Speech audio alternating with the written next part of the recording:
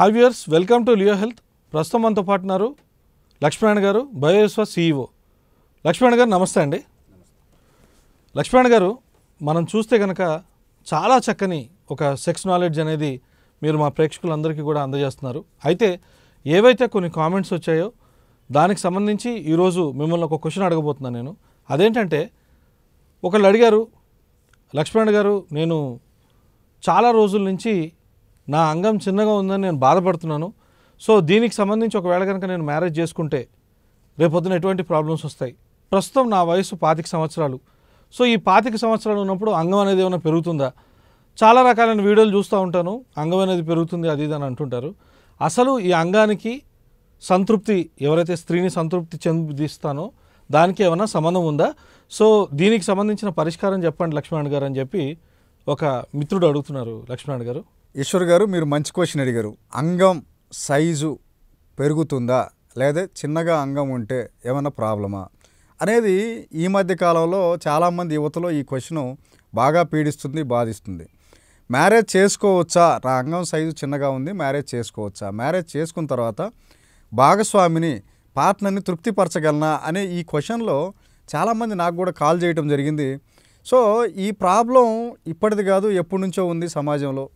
So భార్యని అంటే పార్ట్నర్ని తృప్తిపరచడానికి అంగం అంటే ఈ పెనిస్ యొక్క సైజు మ్యాటర్ కాదు.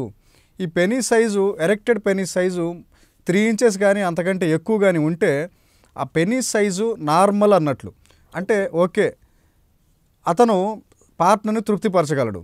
ఆ పెనిస్ సైజ్ కనుక 3 ఇంచెస్ కంటే తక్కువ ఉంటే అప్పుడు దాన్ని మైక్రో పెనిస్ అంటాం. ఆ మైక్రో పెనిస్ ఉన్నవాళ్ళు ఖచ్చితంగా డాక్టర్ని కన్సల్ట్ అవ్వాల్సిన అవసరం ఉంది. దానికి తగిన చికిత్స తీసుకోవాల్సిన అవసరం అయితే ఉంది. ఈ చికిత్స తీసుకునేటప్పుడు ఆ డాక్టర్ పర్యవేక్షణలో ఖచ్చితంగా అవసరమైన మెడిసిన్ కానివ్వండి, ఆయిల్స్ కానివ్వండి తీసుకోవాలి. కన్సల్ట్ అవ్వాలంటే మీ దగ్గరలో ఉన్న ఆయుర్వేద డాక్టర్ని కన్సల్ట్ అయ్యి దానికి తగిన చికిత్స తీసుకోవచ్చు. బట్ ఇక్కడ ఏమంటే, యాక్చువల్గా భార్యాభర్త అంటే ఒక పార్ట్నర్తో ఈ సంభోగం జరిగేటప్పుడు, ఈ రతికిరలో పాల్గొనేటప్పుడు ఈ పెనిస్ సైజు అనేది ఎలాంటి మార్పులు అయితే అవసరం లేదు. ఆ సైజుని ఎంత ఉన్నా అంటే 3 ఇంచెస్ కంటే ఎక్కువ ఉంటే తృప్తిపరచవచ్చు. ఎలా అంటే, ఇంతకుముందు మనం మాట్లాడుకున్నట్లు ఫోర్ ప్లే అలాగే అవుట్ ప్లే, ఈ టెక్నిక్స్ని కనుక అంటే ఈ 3 స్టేజెస్లో కనుక ఫాలో అయితే పార్ట్నర్ని భావప్రాప్తి చేయటంలో ఎలాంటి సందేహం అయితే లేదు. ఈ పెనిస్ సైజుతో పాటు దాని యొక్క పరిమాణం, దాని యొక్క లావు పెంచవచ్చా, లావు పెరుగుతుందా అనేది కూడా చాలామందికి ఈ అపోహలు ఉన్నాయి. సో ఈ లావు పెరగడానికి ఆయుర్వేదిక్లో ఆయిల్స్ ఉన్నాయి, అలాగే మెడిసిన్స్, క్యాప్సిల్స్ దొరుకుతాయి. సో అవి వాడుకోవచ్చు. యాక్చువల్గా ఈ పెనిస్ సైజు పెరగాలంటే, అంగం సైజు పెరగడానికి ఏజ్ 22 to 25 ఇయర్స్ వరకు మాత్రమే ఆ పెరిగే ఛాన్సెస్ ఉన్నాయి నార్మల్గా. సో ఆ 25 ఇయర్స్ పెరిగిన తర్వాత ఆ అంగం సైజు పెరిగే అవకాశాలు లేవు. కాబట్టి సో 25 ఇయర్స్ లోపు ఉన్న వాళ్ళైతే కన్సల్ట్ అయ్యి అవసరమైన మెడిసిన్ కానివ్వండి, ఆయిల్స్ కానివ్వండి తీసుకుంటే, దానికి తగిన ఎక్సర్సైజు ఇలాంటివి చేస్తూ ఉంటే ఆ సైజు, అంగం సైజు పెరిగే అవకాశాలు ఉన్నాయి. బట్ కాకపోతే ఈ మైక్రో పెనిస్ ఉన్నవాళ్ళు మాత్రం, అంటే చిన్నగా 3 ఇంచెస్ కంటే తక్కువ ఉన్నవాళ్ళు అందుబాటులో ఉన్న డాక్టర్ని కన్సల్ట్ అయ్యి చికిత్స తీసుకోవాల్సిన అవసరం అయితే ఉంది. సో ఇక్కడ అసలు భావప్రాప్తి కలిగించడం కోసం ఈ అంగం సైజుతో సంబంధం లేదు.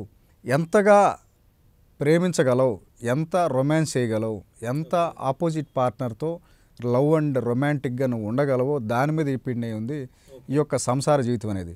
పెళ్లి చేసుకోవడానికి ఈ అంగం యొక్క సైజు, దాని యొక్క పరిమాణం ఎలాంటి అడ్డంకులు కాదు. కాబట్టి ఎవరైనా మ్యారేజ్ చేసుకోవచ్చా అని కనుక అడిగితే ఖచ్చితంగా చేసుకోవచ్చు. ఎలా అంటే, ఆ యోనిలో అంటే ఇంటర్కోర్స్ చేసేటప్పుడు తన యొక్క పెనిస్ కనుక 3 ఇంచెస్ కంటే ఎక్కువ ఉంటే సరిపోతుంది. కాబట్టి ఆ భావప్రాప్తి కలిగించడానికి ఆ సైజ్ అయితే సరిపోతుంది. బట్ ఇక్కడ ఆ పోర్న్ వీడియోస్ చూసి చాలామందికి ఉండే అపోహలు ఏమంటే, ఆ వీడియోస్లో చూపించడం ఏమంటే ఫారినర్స్ని చాలా అంగం పెద్దగా, చాలా పొడవుగా, లావుగా ఇది చూపించడం వల్ల వీళ్ళ మధ్య ఒక కంపారిజన్ మొదలవుతుంది. సో వాడు అలా ఉండబట్టే తను తృప్తి చేయగలుగుతున్నాడేమో, సైజు, అంగం సైజు చిన్నగా ఉండటం వల్ల తృప్తి పరచలేనేమో అనే ఒక అపోహలు ఎక్కువగా ఉన్నాయి నేటి సమాజంలో. సో కొంతమంది ఏమంటే, నాతో డిస్కస్ చేసిన వాళ్ళు కొంతమంది, వాళ్ళు గ్రూప్ సెక్స్ అని చేసిరట. కొంతమంది కలిసి సెక్స్ చేసేటప్పుడు వీళ్ళు వాడి సైజు చాలా పెద్దగా ఉంది, వాడి అంగం సైజు పెద్దగా ఉంది కాబట్టే వాడు తృప్తిపరచగలిగాడు, ఆ అమ్మాయి కూడా సాటిస్ఫై అయింది. అదే అమ్మాయితో నేను రతిక్రీడలో పాల్గొంటే తను సాటిస్ఫై అవ్వలేదు, ఇలాంటి అపోహలు. సో ఈ అపోహలతో చాలామంది కూడా మన దగ్గర రావడం జరిగింది. సో ఇవన్నీ అపోహలు మాత్రమే. సైజుకి రతిక్రీడలో రంజింపజేయటానికి ఎలాంటి సంబంధం లేదు. భావప్రాప్తి పార్ట్నర్ని కలిగించాలంటే నువ్వు ఎంతగా రొమాన్స్ చేసావు, ఎంతగా తన్ని లవ్ అండ్ ఎఫెక్షన్తో తనతో మాట్లాడగలిగావు అంటే ఫోర్ ప్లే చక్కగా చేయటం, అలాగే కొంచెం ఒక 2 to 3 minutes సెక్స్ చేయగలగటం, అలాగే అవుట్ ప్లే కూడా అలాగే చేస్తూ ఉంటే ఈ 3 విధానాలను కనుక వాళ్ళు సమపాలలో దాన్ని కనుక పార్టిసిపేట్ చేయగలిగితే ఈ రతిక్రీడలో తనని తృప్తిపరచడం పెద్ద మ్యాటరేం కాదు. సో ఈ అపోహలన్నీ వదిలేసి ఎక్కడికెక్కడికో ఆలోచనలు వెళ్లకుండా ఇప్పుడు మ్యారేజ్ చేసుకున్న పార్ట్నర్ని తను తృప్తిపరిచే దాని వైపు కనుక కాన్సన్ట్రేట్ చేసి అవసరమైన ఇన్పుట్స్ అంటే నాలెడ్జ్, అదే సెక్సువల్ నాలెడ్జ్. సో కొంతమంది ఫ్రెండ్స్ని అడుగుతుంటారు, సో మొదటి రాత్రి ఫస్ట్ నైట్కి ఎలా చేసావు, ఎన్నిసార్లు చేసావు, ఎలా తృప్తిపరిచావు. కొంతమంది ఫ్రెండ్స్ కూడా దానికి మరీ అతిశయోక్తిలాగా నేను అలా చేశా ఇలా చేశా అని చెప్పడంతో తను ఫస్ట్ నైట్ తను ఆ రతిక్రీడలో పాల్గొనడానికి వెళ్ళినప్పుడు సక్సెస్ఫుల్గా తను దాని కనుక రతిక్రీడని కనుక రంజం చేయలేకపోతే నేను ఇంకా నా అంగం చిన్నగా ఉంది, సైజు చిన్నగా ఉంది కాబట్టి నేను నా పార్ట్నర్ని ఆ రతిక్రీడలో రంజింపజేయలేకపోయా, అంటే తన్ని సంతృప్తి చేయలేకపోయా, సాటిస్ఫై చేయలేకపోయా అనే ఒక అపోహలతో తనలో తను మేధోమదనం చేస్తూ తను చాలా డిసప్పాయింటెడ్గా డిప్రెషన్లోకి వెళ్ళిపోయి ఇంకా దీనికి ఏమన్నా రెమెడీస్ ఉన్నాయని ఎదురు చూడటం జరుగుతుంటుంది. యాక్చువల్గా ఏమంటే ఈ రతిక్రీడ అనేది ఒక హెల్దీ గేమ్. ఈ గేమ్లో ఇద్దరు ఒకరినొకరు అర్థం చేసుకొని ఒకరు భావప్రాప్తి చేకూర్చుకోవడానికి ఓపెన్ హార్ట్, ఓపెన్గా మాట్లాడుకుంటూ ఇద్దరూ చేయాల్సిన ఒక రతిక్రీడని ఈ అపోహలతో అంగం చిన్నగా ఉంది, అంగం సన్నగా ఉంది, ఇలాంటి అపోహలతో రతిక్రీడలో ఆ సమస్యలతో ఆ సందేహాలతో రతిక్రీడలో పాల్గొన్నా అక్కడ సరైన పెర్ఫార్మెన్స్ చేయలేకపోతే ఆటోమేటిక్గా ఆ పార్ట్నర్ కూడా డిసప్పాయింట్ అయ్యే అవకాశాలు ఉన్నాయి. ఈ డిసప్పాయింట్ అవ్వటం వల్ల ఏమవుతుందంటే ఒకసారి 2 సార్లు ఇలాగే డిసప్పాయింట్మెంట్ వస్తే థర్డ్ టైం కూడా వాళ్ళు అంత ఇంట్రెస్ట్ చూపించకపోవచ్చు. పార్ట్నర్కి కూడా ఏమంటే 1 or 2 అలా 2-3 times ఛాన్స్ ఇస్తారు. సో ఈ ఇంటర్నల్గా నా అంగం చిన్నగా ఉంది, నేను సరిగా పెర్ఫామ్ చేయలేకపోతున్నాను, అక్కడికి వెళ్ళిపోయి సరిగా పెర్ఫామ్ చేయలేకపోయినా యాక్చువల్లీ చేయలేకపోతే వాళ్ళల్లో నిస్సహాయత మొదలవుతుంది లేడీస్లో. సో దాంతో ఏమంటే ఇతను నెక్స్ట్ టైం ఎప్పుడన్నా తను రతిక్రీడలో పాల్గొనాలనుకున్న వాళ్ళంతా ఇంట్రెస్ట్ చూపించకపోవచ్చు. ఈ ఇంట్రెస్ట్ ఇద్దరి మధ్య రావాలంటే ఇద్దరు మాట్లాడుకొని ఒక అండర్స్టాండింగ్కి వచ్చి ఆ డే ఎప్పుడైతే రతిక్రీడలో పాల్గొనాలనుకుంటారో వాళ్ళు మార్నింగ్ నుంచే ఒక రొమాంటిక్గా తను ఒక మూడ్లో తీసుకురావాల్సిన అవసరం ఉంది. ఆ మూడ్లో తీసుకొచ్చిన తర్వాత తనని అప్పుడు ఆ రతిక్రీడలో పాల్గొంటే భావప్రాప్తి జరుగుతుంది. సో ఇక్కడ ఆ అంగం సైజుకి రతిక్రీడలో తను తృప్తిపరచడానికి సంబంధం లేదు అని చెప్పటమే మన యొక్క ఉద్దేశం. సో చాలామంది ఇదే సందేహాలతో మనల్ని అప్రోచ్ అవ్వడం జరిగింది. బట్ ఆయుర్వేదంలో దానికి అవసరమైన ఆయిల్స్ ఉన్నాయి, అలాగే మెడిసిన్ ఉంది. దగ్గరలో ఉన్న ఆయుర్వేద డాక్టర్ని కన్సల్ట్ అయ్యి అవసరమైన ట్రీట్మెంట్ తీసుకొని, అలాగే పంచకర్మ చికిత్సలు ఉంటాయి, సో అవి కూడా తీసుకొని డాక్టర్ని కన్సల్ట్ అయ్యి అవసరమైన చికిత్స తీసుకుంటే ఇలాంటి అపోహలు ఉండవు. సో ఈ ఎరెక్టైల్ డిస్ఫంక్షన్ కానివ్వండి, శీఘ్రస్ఖలనం కానివ్వండి, అంగం చిన్నగా ఉండటం కానివ్వండి, ఇవన్నీ అసలు మ్యాటరే కాదు.